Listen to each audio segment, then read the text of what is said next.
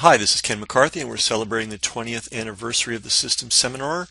And one of the ways I'm doing that is reading selections from the System Club letters. And right now I'm taking a break from that, and I'm not reading, I'm talking about some of my favorite copywriting books. The reason I'm doing that is I am not going to read the copywriting sections from my book. Um, Frankly, too good to give away. But I will point you to some really good books that you can read if you're interested in copywriting.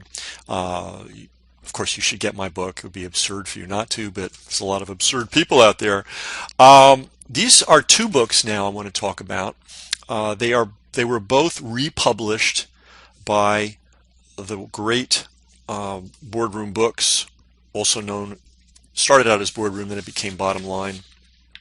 Martin Edelston was behind them, but really Brian Kurtz, who does not give himself enough credit for being the master educator that he is, and he really is, helped bring these two books back into print. It matters because Breakthrough Advertising was completely out of print, and I believe it was for sale on Amazon for $2,000 or some crazy amount of money. The people at, if you don't know what Bottom Line is, and you don't know what Boardroom was, and you don't know who Marty Edelston was, and you don't know um, Brian Kurtz, that's some homework for you. You're missing one of the great stories in direct response advertising. Long story short, Marty Edelston was a magazine, and hardly anybody in the industry can tell you the story. It's really weird. I don't know why they don't know the story. They can tell you how successful the company is. They can't tell you how it got to be where it got to be.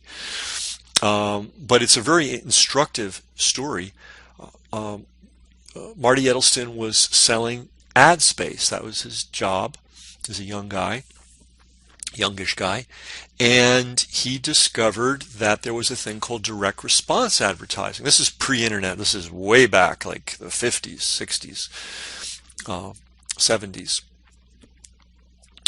and he was very good at what he did, and he discovered the world of direct response advertisers and saw that they actually measure their results. They don't just buy ads and pray.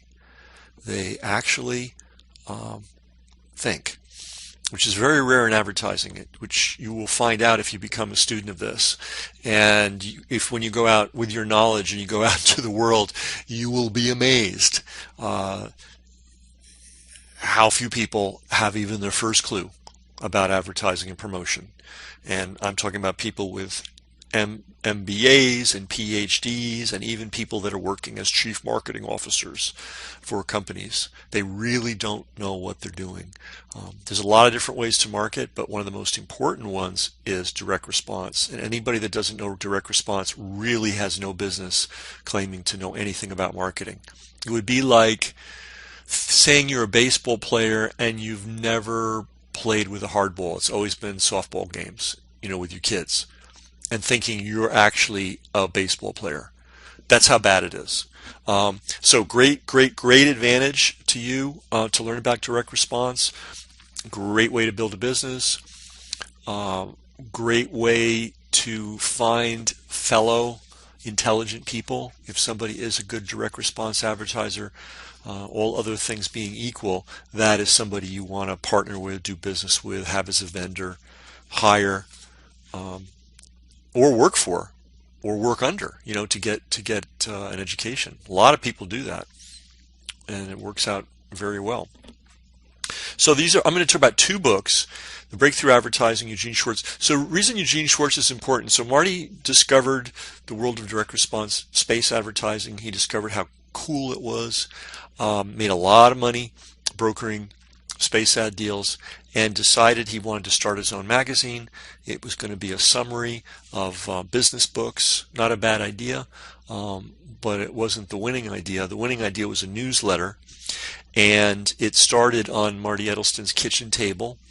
He had about $40,000. He knew a lot about direct mail too, because that's one thing that people that buy direct response space ads often are knowledgeable about direct mail.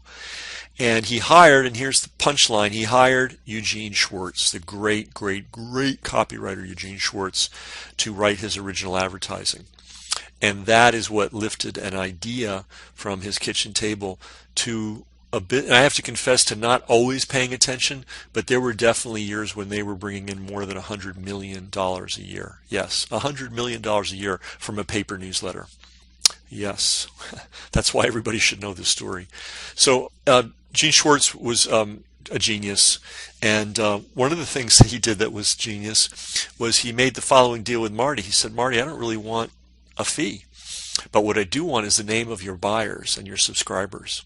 So that's how Eugene Schwartz paid him, with subscriber names. Now, why on earth would Eugene Schwartz want subscriber names more than cash? Adults know the answer to that. Experienced marketers know the answer to that. Having the name of somebody who is known to buy books in a certain genre and is known to buy it via direct response, and in this case is known to buy it via the kind of writing specifically that Eugene Schwartz did, that's money in the bank. And Gene had a company, it was him and a secretary, and they sold millions and millions of dollars of books direct to the consumers via direct mail. Anyway, Gene put all his genius in a book called Breakthrough Advertising, and I believe you can still get it. I don't know about some of these books. Some of these books are kind of obscure, but this is a really good book to get. The other great advisor, and there were many, and there's a lesson here, Marty Edelson never stinted when it came to buying good advice. Maybe that's why he went from his kitchen table to $100 million a year. Could be. He was really good at seeking out the best advisors he could find and taking their advice. He was a master of that. So his other big advisor was a guy named Richard Benson. And Benson's just crazy good. He's passed away, as has Eugene Schwartz. It's almost mind-boggling the number of success stories that he's affiliated with. He didn't just sell subscriptions to magazines. He helped create brand new magazines from scratch. That's very hard to do. Once a magazine's making some money, it's easy to go out and sell subscriptions to it. But what do you do when a magazine hasn't even had its first issue yet? How do you sell that? Well, he did it. Here's some of the magazines he launched. Smithsonian, Southern Living, Psychology Today, Horizon, and a magazine called Learning. He was also behind a super successful publishing venture called American Heritage. And his first job was being the circulation manager at Field and Stream. He was also an early consultant to Consumer Reports. He also did a lot of important stuff for Time Life. And for Children's Television Network, that's Sesame Street, and for the Museum of Natural History, and for Omaha Steaks, and I mentioned Time Life. But he also had his own amazing companies, his own amazing products. One of them was the University of California, Berkeley Wellness Letter. They had circulation of 800,000 paying subscribers. 800,000 paying, not downloads of a free, podcast. People sending money. He ran that with his daughter. No other employees. He was also the funder and the chief advisor to a thing called Contest Newsletter, which became, before the University of California thing blew up and became so huge. Before that, Contest Newsletter was the biggest paid subscription newsletter in the world.